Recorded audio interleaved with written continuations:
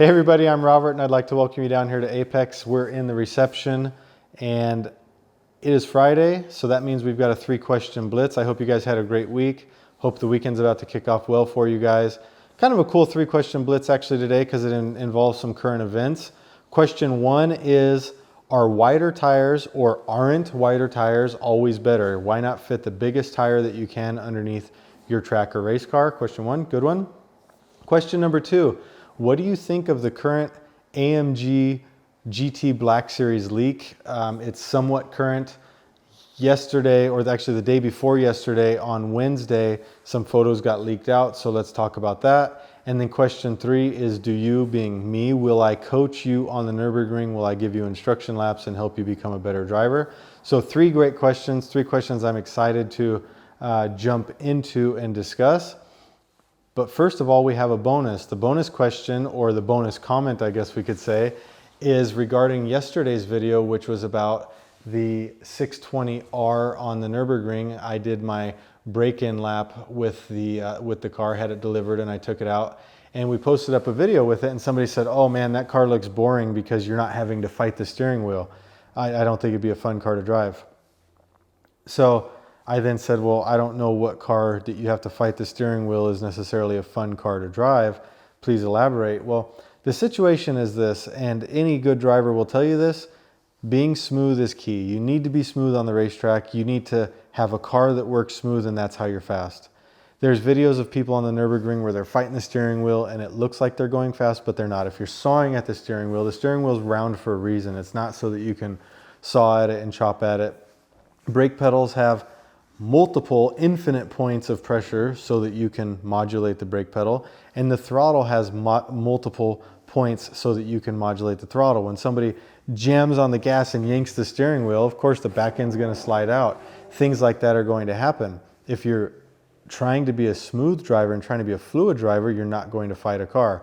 You can take the most violent car and you can tame it down if you're a smooth driver. Now, obviously, if you're going out and setting lap records, if you watch like the GT2 RS MR video with Lars Kern driving, yes, there's moments of countersteer. There's struggling to keep on that fine limit when you're absolutely at the limit.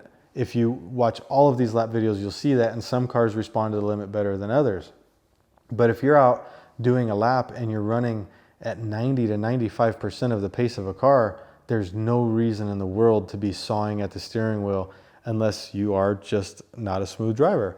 So as you learn to drive, you need to learn to be smooth first of all. You need to do laps, you need to learn your car, you need to learn how to modulate, you need to learn how to give smooth inputs, and that's what actually makes you a faster driver because the car's not constantly getting unsettled. So when you see people hammering and sawing at the wheels, they're unsettling the car, and that's making the ride look wild to you at home, but it's not really something that anybody that is a smooth driver looks at and goes, nailed it. So there's your bonus. Question number 1. When you have a car, why not fit the absolute widest tire that you can underneath it? There's a lot of reasons, and it's probably could get its own video, but this right here is actually 2 cars that are a very good example of that, actually, that I look over at them. The 600 LT, the 620R, they come with a 225/19 from the factory. I mean, my bike has wider tires than that, okay? And you look at it and you think it just makes no sense. And in fact, one of the first things we do on the 620 and the 600 is we go up to a 235 tire just to get a little bit more width. And on the 675 LT, I go up to a 245. I could fit wider in there, but I don't. So on these cars, what did McLaren do when they were testing the car and they were setting up all of their aerodynamics? They found out that in a high-speed track where the car is actually able to use the aero, the front splitters, the winglets, and all these different things, they found out that the wider tire actually affects the aerodynamics of the car, forces more air underneath the car, and creates more lift in the high-speed areas than they felt it was worth losing or sacrificing with that wider tire. So they would gain only so much by going to a wider tire before it started actually creating lift or poor air management that they didn't like. So that's a big problem when you're looking at the front end of a car, is how does the airflow function? You have to think you've got this big 315 or 325 wide front tire plowing through. That air that it hits has to go somewhere. And in a lot of builds, track builds and stuff, the people don't think of that. That's not something that they have in the forefront of their mind. So they think, oh gosh, more tire must be better. It has to work with the aerodynamics of the car. The issue is when you get to low speed stuff, mechanical grip can only go so far if you've got a narrow tire. So in the McLarens, we do notice understeer in places like Hatzenbach and things like that, and it's really difficult to get rid of because you do only have so much tire. Another thing that you have, let's go to the rear of the car, for example. A lot of things, it's a big American thing. How wide of a tire can I get? I see people trying to put 355 wide rubber underneath the back of their track day car because more rubber equals more grip, right? Well, something you have to realize is that a car rotates in a turn. It doesn't just rotate on all four wheels independently. You have to actually almost bend the car around the wheels when you start getting wider. The tires actually have to rotate on the ground, almost like when you turn your front steering wheel. You almost have to do that when you get really wide tires. So on the M3 Taxi right there, we have run on the back, we've run 295s, and then we also run 315s. And each driver has their preference, but I can tell you, Tim, for example, he prefers the M3 on a 295 rear tire over a 315. And the reason is that you can rotate the car better on a 315. Imagine if I take my finger like this and I want to rotate it, that's easy. But if I double the width and I want to rotate it, I need more leverage, I need more force to rotate it because I've got more surface area basically giving me grip and stopping me from rotating. When you watch a car that's on the limit, and it really is a beautiful thing. You can do it on the Nordschleife a lot and watch a car going around the track. When a car really is on the limit, it's not just driving in a circle around a turn. It's not just driving through a curve. It's actually on a slip angle where every single tire is slipping at a slightly different rate of speed, and that is the ultimate maximum traction point. In fact, with the School of Racing, Moritz did a video on traction circle, and that's something that's going to be released really soon on what we're calling the Apex School of Racing. It's going to be a school platform website, and you'll see about that. But this traction limit, you're right on the edge of it, and each tire is sliding across the track, not actually rolling only, but it's also sliding. The wider the tire, the more difficult that rotational slide is, and it can actually stop a car from rotating. So there's a very fine balance between too small of a tire and too big of a tire. The third thing that you really have to keep in mind is that when you're driving and you've got too big of a tire, let's say on a light car.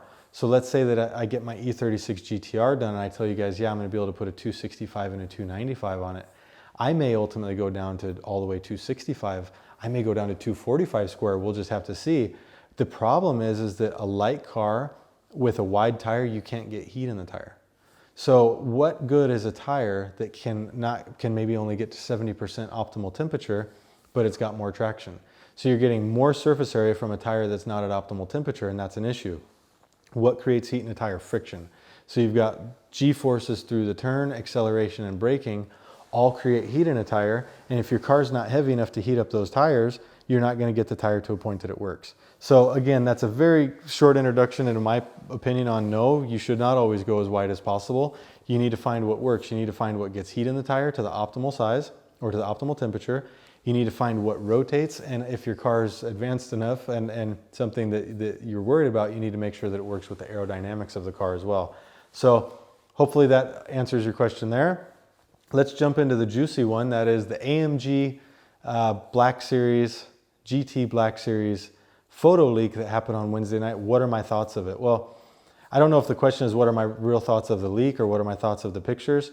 I think there's going to be a whole video about this, and it's something we've already started planning, and that is what I dislike about supercars, or what I dislike about the supercar world or the automotive, I guess you could even say social media aspect of it. But I was really disappointed to see those photos get leaked.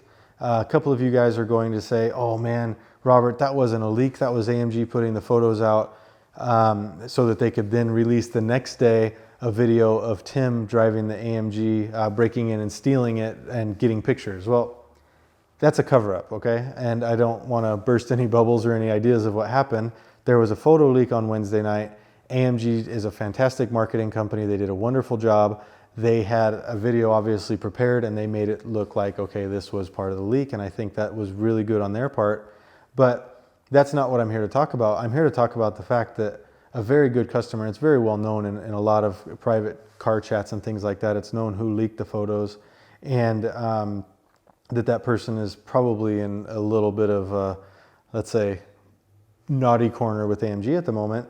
And it's really sad because if a photo is leaked out into a group of people that you would trust and friends, and it says, hey, I don't want to share these and I probably shouldn't post these photos, immediately those photos get taken and put on the internet, because everybody's goal today is to be the first, okay?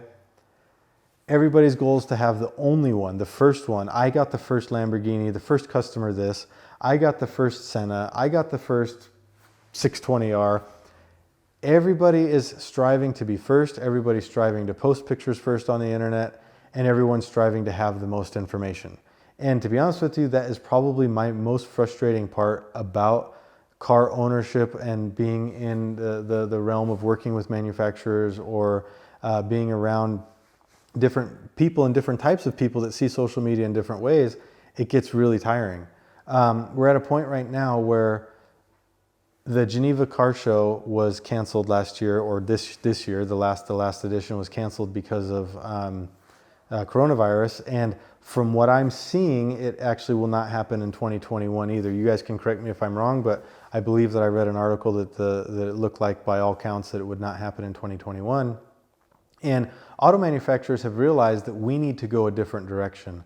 We need to now use social media to release new cars. We need to do private events at our places. We need to do fun things and creative things, which also might mean sharing the cars with our good customers, our valued customers, our top tier customers who might be buying our special Formula One powered supercar, hypercar.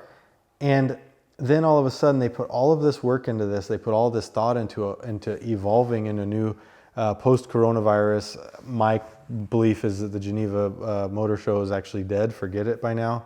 After 2 years of missing it, and after seeing what manufacturers had to go through last year, I wouldn't go back if I was a manufacturer. I would save the money and I would invest it in creative things like what AMG tried to do with this whole Black Series release. But then you have one person who effectively throws a wrench in that and takes 24 hours of entire marketing team plans, video editors that are creating a video, social media platforms where you had social media people and it came in and made videos of the cars, and everything has to change.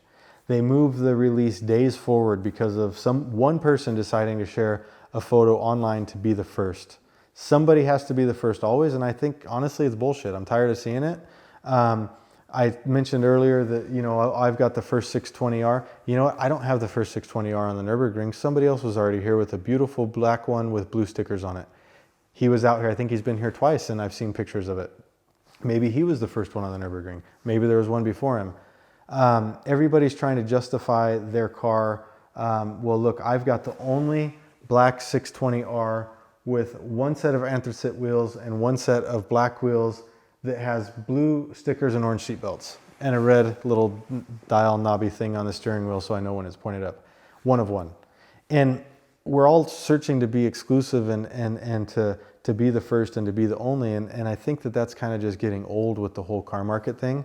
So hopefully that's something that changes, but I suspect it's actually going to continue getting worse as more brands come out with more limited edition and more people want to be the first one to have this car, the first one to have that car, the first one to know about this car, and the first one to post a picture of the GT Black Series, which, like I said, it was really unfortunate because AMG did a lot of work. They had a really cool program designed, and it was going to be a really neat launch, and that all had to change because people wanted to be first and wanted to publish the photos. When a leak comes out of a car, normally you see some, you know, potato camera picture or video of a car that everyone says, my gosh, that's ugly. But in this case, we had really high quality photos, and it was very clear where the photos were taken. And I think it's very, like I said, AMG knows who took the photos as well. So hopefully you guys can take something from that. And if you see something, say, oh, cool, that's nice. And maybe not repost and reshare, because there's bigger things at work. And I really wish that would have been held to, but call me boring, whatever it is, but that's how it is. Tom Stamp, what's question number 3? The final question. Can I coach you? Is if you can coach. Yep. Tom, have I ever coached you? Not with driving, other things. Not driving. Get your shit together, Tom Stamp. No, it's a good question. Will I coach you on the Nürburgring? Will I help you improve your driving on the Nürburgring? It's a pretty simple answer. It's no, I won't. I don't want to be rude. I don't want to be mean. I like you guys. I really want you to become better drivers on the Nürburgring. What I hope I can provide you guys with is an example of somebody that wants to be constantly a better driver on the Nürburgring, to be a smooth driver, and at the highest level, a safety conscious driver on the Nürburgring. For instructions and coaching on the Nürburgring, hire an instructor. There are people that are trained to instruct. There are people that have done it all their lives and know what they're doing. And to be honest with you, that's not me. I can ride with somebody and I can feel what they're doing wrong and I know what they're doing wrong, but I don't want to convey that back to somebody because that's not my profession. That's not something that I have an art for or a knack for, but there are people that are very good at it. There are people that have been doing it on the Nürburgring for many, many years, and that's their specialty. And I think that just like anything, I'm not going to be my own media man. I'm not going to be my own taxi driver. You find the people that are good at doing what they do and you have them do it. And I think that's really what needs to happen. So like I said, I made a whole video, 40 minutes about driving taxis, and I went through all the taxi drivers and why I work with them. Sure, I could drive every single taxi lap if I wanted to, and probably people would have a really good time. But I employ people that I think are even one step better than I am at doing that. The same thing goes with instructions. The same thing goes with media teams, with answering emails, with organizing data sheets and everything like that. Find who can do it better and go with them. And if you're looking for an instructor, it doesn't have to be somebody from Apex. At Apex, we obviously have people that are top level instructors that are winning VLN races and racing all over the world, down to, I would say, track guides, if you would, who are there to keep you safe. And we have that entire range, but if you look around the Nürburgring, there's also many people that can meet your custom needs and set up entire programs for you on track days and things like that. And that's who you should work with, and that's what I really recommend. For me, like I said, I'm not an instructor. I learn new things every day. Every time I'm out at the track, I'm learning new things. And I guess for me, it's one of those things where if I still think that I'm learning, I don't want to teach somebody, but I also have to think that even the instructors who are teaching are probably learning new things every day as well. But I am honored that you guys asked me that. But at the moment, I would say not even at the moment, it's not something that I ever intend to get into. Let's leave it to the pros. Let's leave it to the guys who are really dedicated in their craft, and that's their job. And if you guys are looking for instructors, let me know. I'll look at what you guys want to do, and I'll look at Apex people. I'll look at outside sources around the Nürburgring and see if I can help you guys link up with the best possible instructor for your needs. So anyways, you guys have been awesome. Don't forget to go below and comment what questions I should answer next Friday. And like I said, keep in mind that every single video that we've done on this channel has been based on what you guys have asked. There might be the exception of a car delivery from the 620 or something like that, but every topic has actually derived from you guys. So that's why I do need your comments down below. The comments are getting quite a lot in the videos, so believe me, we're reading every single one of them. I sat down the other morning and I answered questions for 1 hour, and that 1 hour got me through the questions that came in the night before while I was sleeping. So we have to, keep in mind that I am at least reading all of them, and we're taking them and copying and pasting them into notes for ideas. And that's how we're getting these. We are going to go to start the pub gossip this week. I thought I was going to start it last week, but we're going to start it this coming week. And that means that we're going to take questions from you guys as well and answer them in the pub gossip. So hope you guys are enjoying the channel. Thank you so much for the support, and we'll catch you guys later. Yeah, they said that in England that's rude. No, the way around. Oh, that? Peace out, guys.